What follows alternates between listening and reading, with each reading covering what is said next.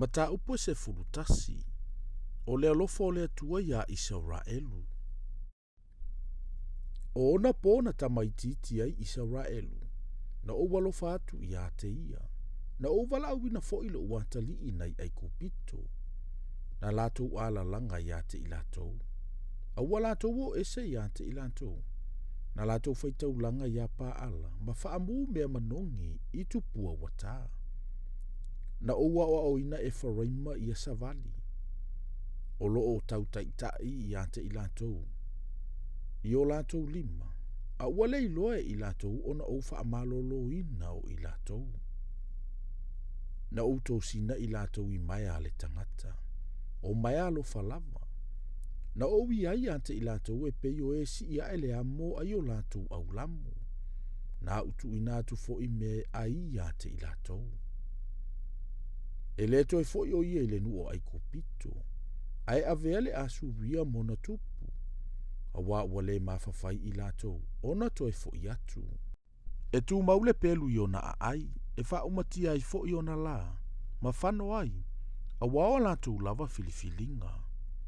Wanaunaulo unu e liliu ese ia te au. Latou te vala au i ai. E o mai i le silisili ese. Ai le ise ta se vivi i atu ia te ia. E wharai mai. O te mawhaifa pe feo na tu atu ia te oe. Israelu e. O te tu ina atu oe wha pe fea. O te mawhaifa pe fea. O na tu ina atu oe peio atama.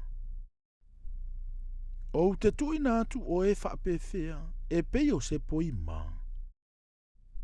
Wali ualo uloto i totonu ia te au. Ato fo ima lo ualofa muti muti vale ua tupu. O te le wha o lo uita tele. O te le to e wha umatia e wharaima. A wawa o le atua. Ai le se tangata. O le pa ia o lo i totonu ia te oe. O te le alu atu maleita. La tau te muli muli atu ia Iova. E tangi lava ia e peio se leona. A tangi o ia. O na taalise mai ai leo le whanau mai sisifo. La tau te taalise mai. E peio se manu lele mai ai kupito. E peio se lupe fo i mai le nu o asuria. O te whaano no fo i ate i lato i o lato fale. Ua whaapea mai ai Iova.